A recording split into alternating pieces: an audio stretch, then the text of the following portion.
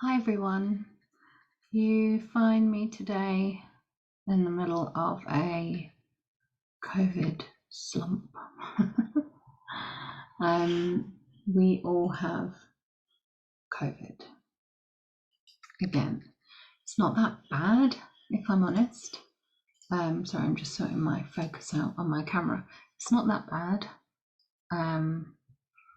Apart from, well, my husband keeps saying it feels like someone's turned the gravity up. Which made me giggle. Sore throats, headaches, achy, very unmotivated and unable to focus. That sort of vibe, you know. Anyway,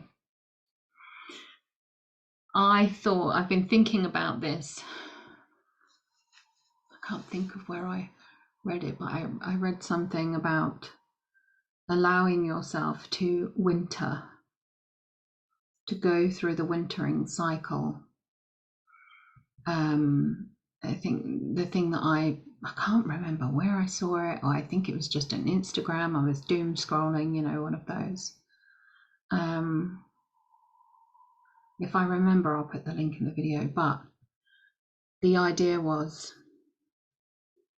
people tend to feel guilty when they, I suppose, get a little slack on their spiritual practice, and that we shouldn't feel guilty for that because we experience a wintering, or are supposed to experience wintering in pretty much every other aspect, and that we should release ourselves from those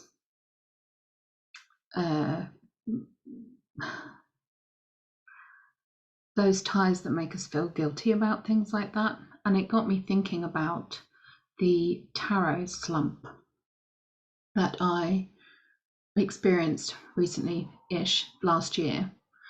I've been reading tarot now for 20 years, pretty much 20 plus years. And I got to the point, I did experience a bout of depression last year, and I got to the point where I was just so familiar with the cards. I didn't experience this slump when it came to reading for other people, but with myself, I would just shuffle the cards, turn them over, go, oh, and put it back again. You know, I suppose the familiarity of them and my mindset was just a brewing pot for at this slump, this tarot rut, and I had to get myself out of it. Now, one of the things in retrospect that I sort of am able to relate this to is like a writing block or a reading slump. You know, I've experienced that a lot of times actually, reading books. I mean,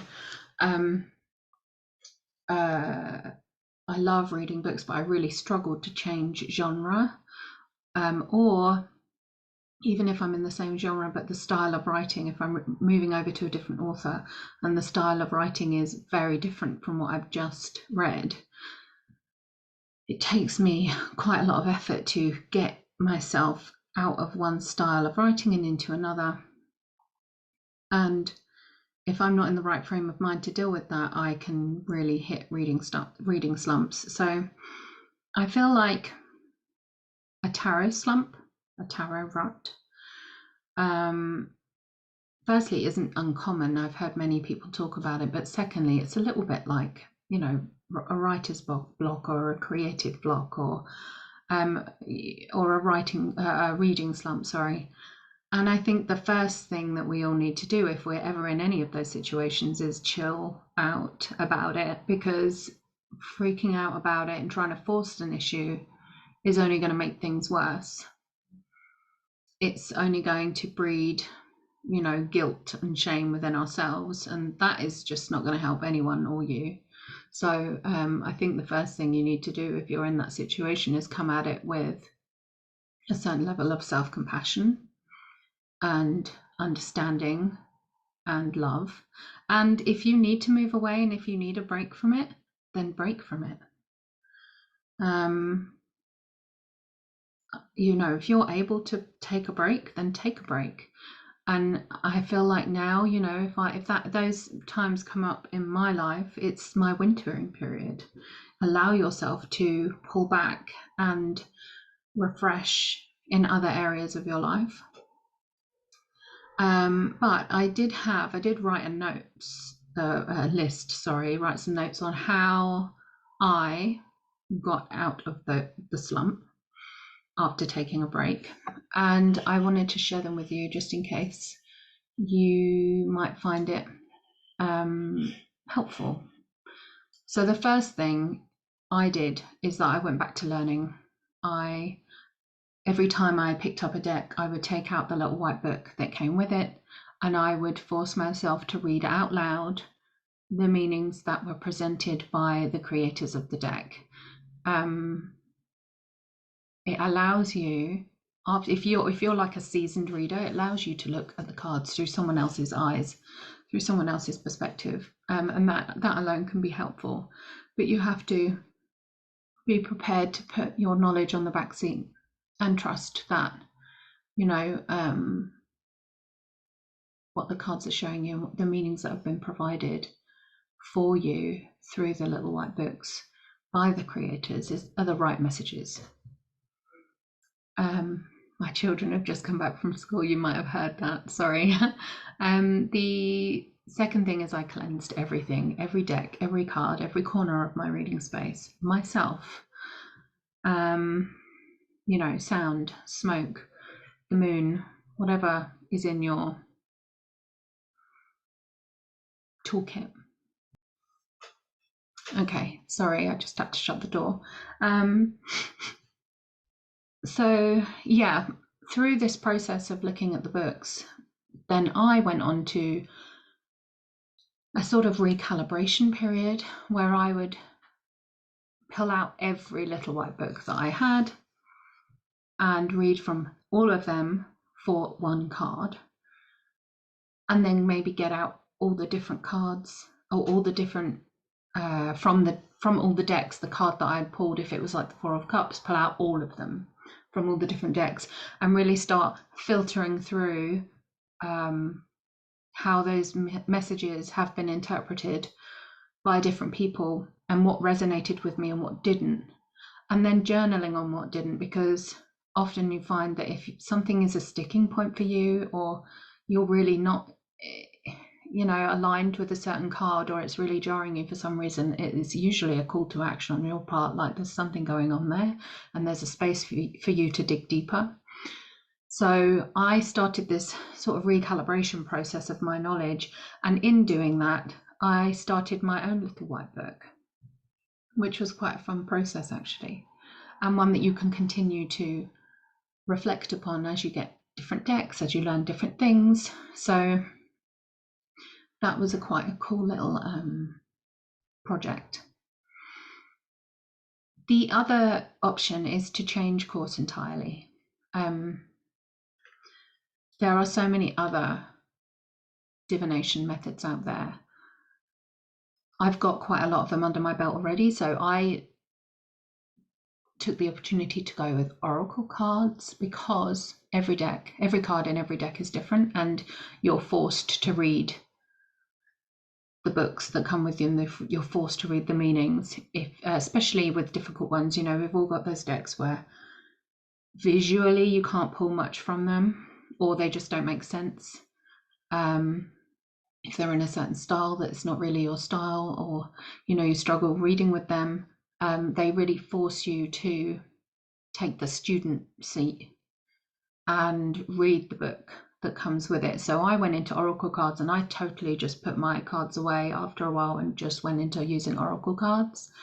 That was really enlightening, and in actual fact, for me, and I think for others as well, if you ever do that and you pull in like Lenormand or runes or scrying, practicing a different type of divination can also level up your tarot experience. When you go back to your tarot cards, you'll start thinking about the messages that came through for you in the other methods and how they might relate to your, you know, to the 78 cards of the tarot. So there's a leveling up that can happen in that process, which is, you know, beneficial for all involved.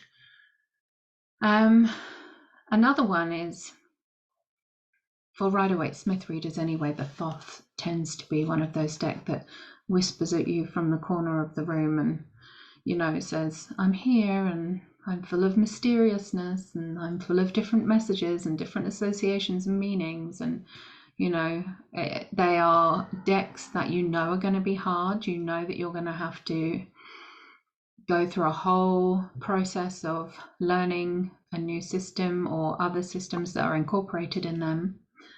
And you fear them. If you've got a deck like that, then get it out and start practicing with those decks, start looking through the associations and the meanings and the different correspondences that are pulled in.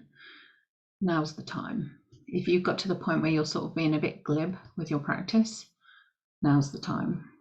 You might find it a bit of a slap in the face, actually, but sometimes that's what's needed, right? And then, you know, other options which came to me from,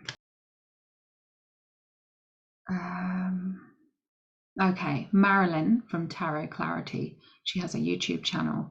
She was talking about using the tarot to find her lost items and how that can change your reading process, what you look for in the cards. So, you know, something like that, like, have you got a plant that you just can't get to thrive no matter what you do? Ask the cards.